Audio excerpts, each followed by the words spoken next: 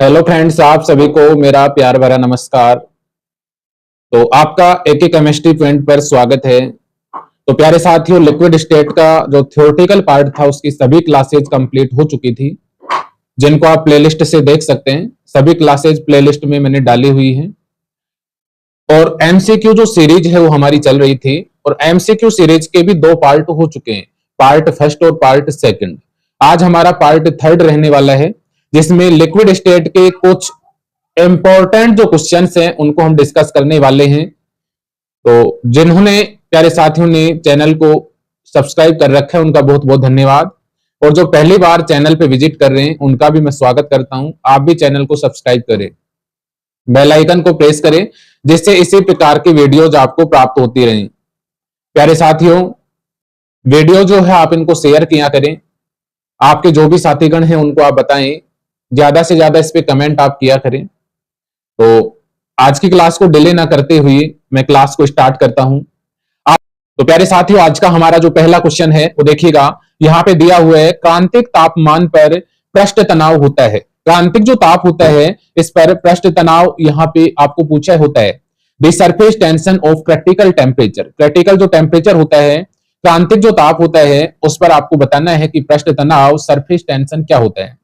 तो आपको यहां से ध्यान रखना है प्यारे साथियों, क्रांतिक जो ताप होता है उस पर पृष्ठ तनाव का मान शून्य होता है। क्लियर है? तो आप यहां से ध्यान रखेंगे, क्रांतिक जो ताप होता है उस पर पृष्ठ तनाव का जो मान होता है प्यारे साथियों वो क्या होता है? शून्य होता है।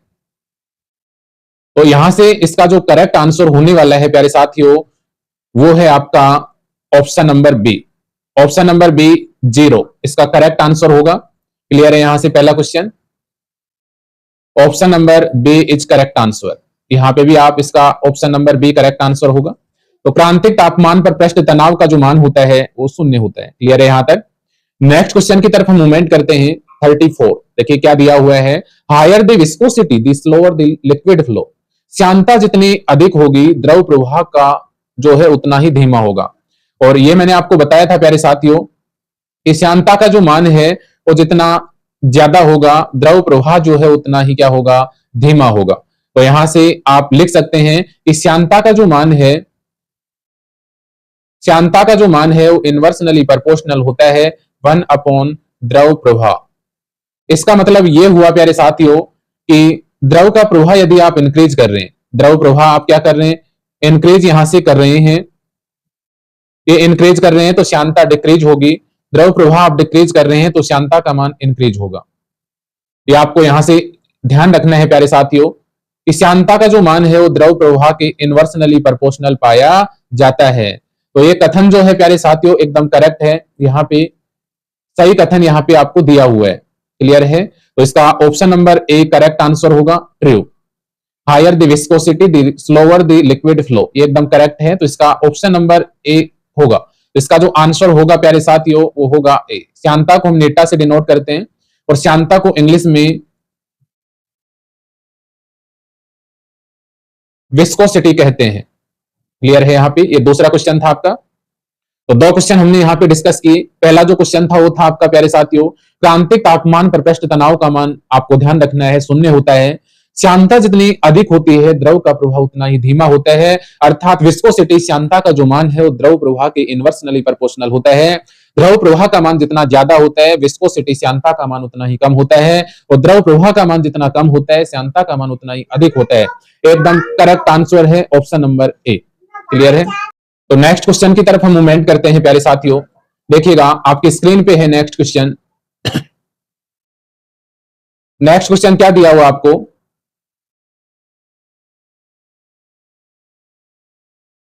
वांडरवाल बलों की ऊर्जा होती है। ये क्वेश्चन आपको दिया हुआ है प्यारे साथियों कि वांडरवाल बलों की ऊर्जा होती है। क्लियर है? The energy of van der Waal force is, आपको बताना है कि वांडरवाल जो फोर्स इनकी ऊर्जा का मान कितना होता है। ऑप्शन नंबर ए दिया हुआ है 1 to 10 किलोग्राम कैलोरी पर मोल, 25, 15, इनमें से कोई नहीं।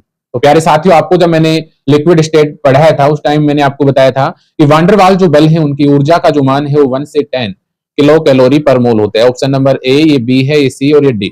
आपका ऑप्शन नंबर ए यहाँ पे करेक्ट रहेगा। क्लियर है?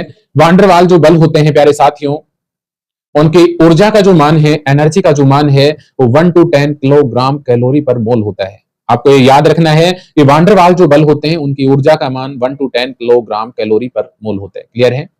नेक्स्ट यहाँ पे हम क्वेश्चन की तरफ मूवमेंट करते हैं प्यारे साथियों, और नेक्स्ट क्वेश्चन यहाँ पे दिया हुआ है कि ठोसों का आकार होता है। क्लियर है। यहाँ पे आपको कहा गया है कि ठोसों का आकार होता है, सॉलिड्स हैव शेप। सॉलिड्स जो है उनकी शेप कैसी होती है, तो इसको हमने डिटेल से पढ़ा था प्यारे साथियों कि सॉलिड जो होते हैं उनमें पार्टिकल जो है वो पास पास स्थित होते हैं, बताया था। सॉलिड जो होते हैं उनमें पार्टिकल जो है वो पास पास होते हैं। पार्टिकल पास पास होने के कारण अंतरा आणविक दूरी का मान बहुत ही कम होता है, और अंतरा आणविक दूरी का मान कम होने के कारण प्यारे साथियों अट्रैक्शन जो फोर्स होता है उसका मान क्या होता है, ज्यादा होता है। अट्रैक्शन जो फोर्स है उसका मान क्या पाया जाता है, ज्यादा यहाँ पे पाया जाता है। इसलिए यहां से आप कह सकते हैं कि ठोस जो होते हैं उनकी ज्योमेट्री जो होती है वो क्या होती है प्यारे साथियों, निर्धारित होती है। ठोसों की जो ज्योमेट्री होती है वो क्या होती है, निर्धारित होती है। क्लियर है। तो यहाँ पे आपका ये ठोस पदार्थ था, और ठोस जो पदार्थ होते हैं इनमें मैंने आपको बताया एक निश्चित योजना के अनुसार व्यवस्था होती है। अवयवी कण जो है वो पास पास स्थित होते हैं। अवयवी कण पास पास स्थित होने का मतलब ये हुआ अंतरा आणविक दूरी का मान, इंटरन्यूक्लियर डिस्टेंस का मान लेस हुआ। इंटरन्यूक्लियर डिस्टेंस का मान लेस हुआ, इसका मतलब अट्रैक्शन फोर्स क्या हुआ प्यारे साथियों, मोर हुआ। इनके गलनांक के मान भी क्या हुए, निश्चित हुए। इसलिए यहां से आप कह सकते हैं कि ठोस जो होता है उनका आकार निर्धारित होता है, फिक्स्ड होता है। तो ऑप्शन नंबर ए यहां पे प्यारे साथियों सही आंसर रहने वाला है। क्लियर है। तो ऑप्शन नंबर जो ए है इसका करेक्ट आंसर होगा। क्लियर है। यहां से तो दो क्वेश्चन यहां पे हमने डिस्कस किए प्यारे साथियों। वान डेर वाल बलों की ऊर्जा का जो मान है वो 1 to 10 किलोग्राम कैलोरी पर मोल होता है, और ठोसों का जो आकार होता है वो निर्धारित होता है, फिक्स्ड होता है। सॉलिड जो है वो फिक्स्ड शेप रखते हैं। क्लियर है यहां तक। नेक्स्ट क्वेश्चन की तरफ मैं मूवमेंट यहां से करता हूं। देखिएगा नेक्स्ट क्वेश्चन आपकी स्क्रीन पे दिया हुआ है। क्वेश्चन क्या दिया हुआ है आपका यहाँ पे कि क्वेश्चन दिया हुआ है ध्रुवों का आकार होता है। क्लियर है। अब प्यारे साथियों मैंने लास्ट क्लास में भी ये बताया था आपको, इसको आपको ध्यान रखना है। ध्रुवों का आयतन तो फिक्स्ड होता है, वॉल्यूम जो होता है लिक्विड्स का वो निर्धारित होता है, फिक्स्ड होता है, लेकिन ध्रुवों का आकार जो होता है प्यारे साथियों क्या होता है, अनिर्धारित होता है। क्लियर है।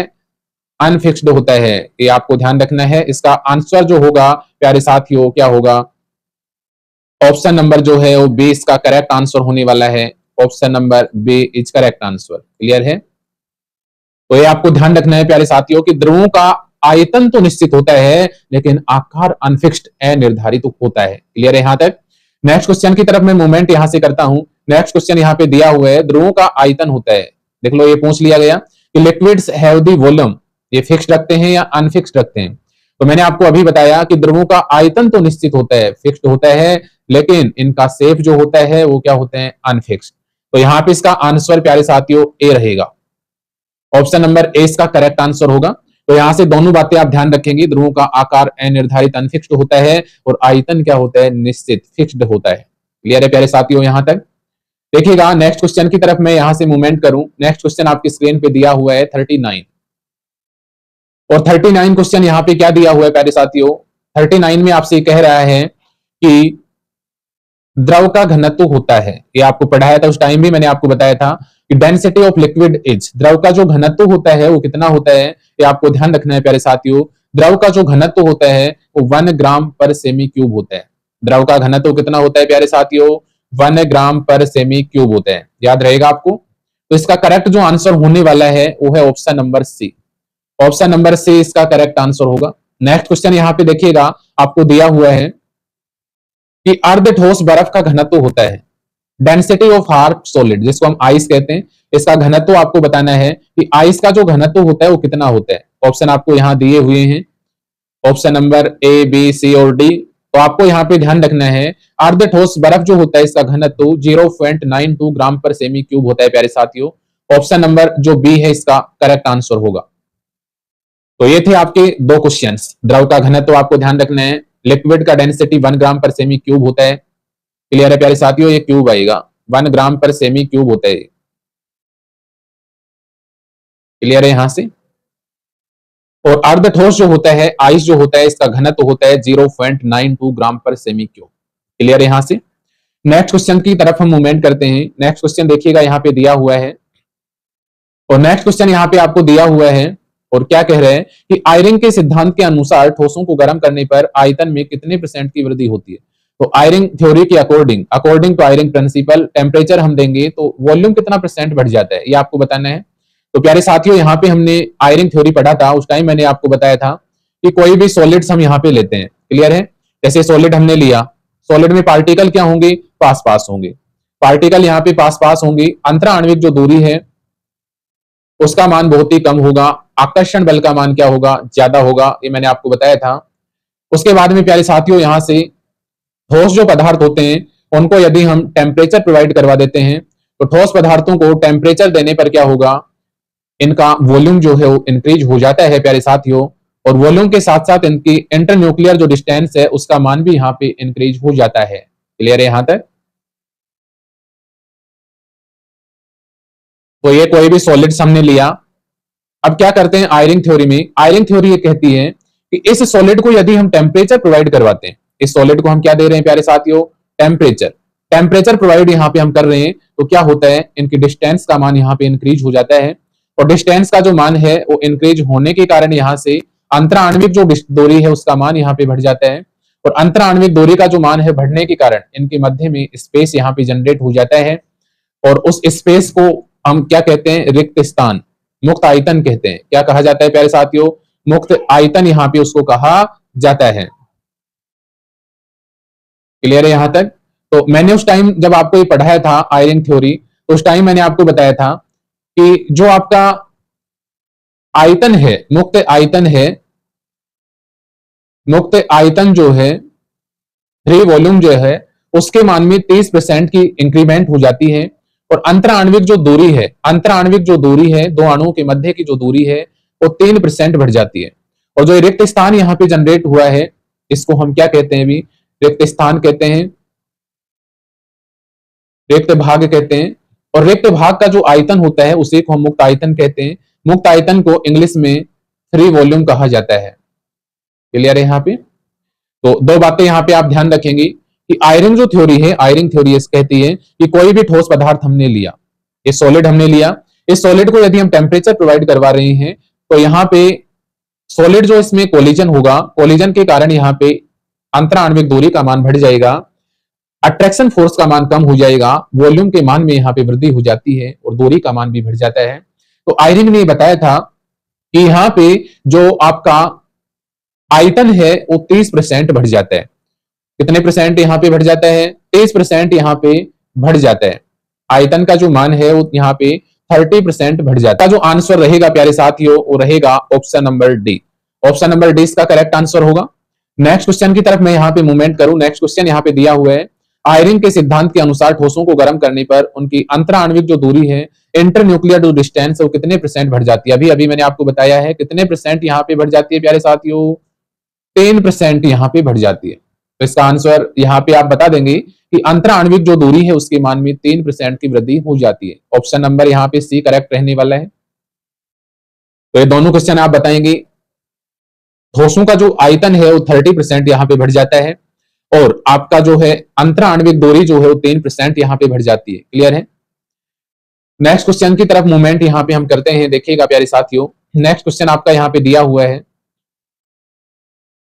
नेक्स्ट क्वेश्चन यहां से क्या कह रहा है कि निम्नलिखित में से कौन सा नियम तरल की पैकिंग पर आधारित होता है। क्लियर है कि पैकिंग बेस्ड कौन सा आपका नियम है। तो प्यारे साथियों, पैकिंग का जो नियम था वो मैंने आपको विस्तार से बताया था कि बेर्नेल और स्केट का जो नियम है ये पैकिंग पर आधारित होता है। ऑप्शन नंबर बी यहाँ पे इसका करेक्ट आंसर रहने वाला है। तो ध्रुवों की पैकिंग पर आधारित जो नियम है प्यारे साथियों वो आपका था बेर्नेल एंड स्केट का नियम। ऑप्शन नंबर बी यहाँ पे करेक्ट आंसर होगा। प्यारे साथियों, बेर्नेल और स्केट में भी मैंने आपको ये बताया था, आप इनकी क्लासेस ले सकते हैं, प्लेलिस्ट में क्लासेस डली हुई है बेर्नेल स्केट लो की, लिक्विड स्टेट की कंप्लीट क्लासेस यहाँ पे डली हुई है, तो आप वहां से इनको ले सकते हैं। बेर्नेल और स्केट का नियम ये कहता है कि कोई भी ठोस पदार्थ, जैसे हमने ये लिया ठोस पदार्थ जो है इसको हम टेम्परेचर यहाँ पे देंगे, ठोस पदार्थ को टेम्परेचर देंगे तो प्यारे साथियों यहाँ से ये टेम्परेचर मैंने दिया, टेम्परेचर देंगे तो यहाँ से कोलिजन इंक्रीज होगा। प्यारे साथियों, कोलिजन यहाँ से इंक्रीज होगा तो दूरी का मान यहाँ पे बढ़ जाएगा, दूरी का मान बढ़ गया मतलब प्यारे साथियों आकर्षण बल कम हो गया। क्लियर है। और ठोस किसमें कन्वर्ट हो गया, ये सॉलिड था आपका, और सॉलिड यहाँ पे किसमें कन्वर्ट हो गया, लिक्विड में कन्वर्ट हो गया। ये यहां से लिक्विड में कन्वर्ट हो गया। इसको और गर्म करते हैं पार्टिकल के डिस्टेंस का जो मान है वो और यहाँ पे बढ़ जाता है और लिक्विड किस में कन्वर्ट हो जाता है, गैस में। तो ये जो है ये कौन से नियम के अकॉर्डिंग हो रहा है, बेर्नौली एंड स्केट लॉ के अकॉर्डिंग। तो इसका करेक्ट जो आंसर रहेगा प्यारे साथियों वो रहेगा बेर्नौली एंड स्केट लॉ। देखिएगा नेक्स्ट क्वेश्चन की तरफ मैं मूवमेंट यहां से करता हूं। नेक्स्ट क्वेश्चन यहाँ पे आपको प्यारे साथियों दिया हुआ है, क्या कह रहे हैं कि किस सिद्धांत में तरल को गैसों के रूप में वर्णित किया गया है। क्लियर है, तो सिंपल सा क्वेश्चन है यहाँ पे, ये हमने डिस्कस किया था कि कौन सा जो सिद्धांत है उसमें तरल जो है उनको गैसों के समान बताया गया है। Theory the liquid are described as gas, liquid को गैसों के समान बताया गया है, तो वो था आपका द्रव गैसों का श्यानता नियम। क्लियर है, ऑप्शन नंबर ए इसका करेक्ट आंसर होगा, क्योंकि सिद्धांत में मैंने आपको बताया था कि जैसे यहां पे हमने एक कंटेनर लिया, इस कंटेनर में हमने गैसीय पार्टिकल फिल कर लिए थे प्यारे साथियों। ये गैसीय पार्टिकल यहाँ पे भरे हुए हैं, एक सेंटर में पार्टिकल यहाँ पे रखा हुआ है। तो मैंने आपको बताया था कि सेंटर का जो गैसीय परमाणु है इसके चारों तरफ लगने वाला जो अट्रैक्शन फोर्स होता है वो 0 होता है। क्लियर है, क्योंकि आपस में एक दूसरे का जो इफेक्ट इसको नेग्लेक्ट कर लेते हैं। ये गैसीय सबस्टेंस की मैं बात कर रहा हूं, ये गैस हुआ, तो यहाँ पे नेट अट्रैक्शन जो फोर्स है, नेट अट्रैक्शन जो फोर्स है वो क्या होता है, 0 होता है। क्लियर है, तो इसी प्रकार का जो प्रॉपर्टी है वो प्यारे साथियों लिक्विड में भी पाई जाती है। ये गैस की हमने बात की, लेकिन इसी प्रकार की जो प्रॉपर्टी है वो किसमें पाई जाती है, आपकी लिक्विड में भी पाई जाती है। लिक्विड के समान प्रॉपर्टी यहाँ पे पाई जाने के कारण यहाँ पे लिक्विड में भी यही प्रॉपर्टी होती है कि नेट अट्रैक्शन जो फोर्स है उसका मान हमें 0 प्राप्त होता है। इसी को हम कहते हैं द्रव गैसों का श्यानता नियम। तो इसको आप डिटेल से यदि आप पढ़ना चाहते हैं तो लिक्विड स्टेट की कंप्लीट क्लासेज हमने डाली हुई है, तो आप देख सकते हैं। इसका करेक्ट आंसर जो होगा ऑप्शन नंबर है। क्लास लेने के बाद ये जो क्वेश्चन आप उनको इजीली यहाँ पे कर सकते हैं। क्लियर है यहां तक?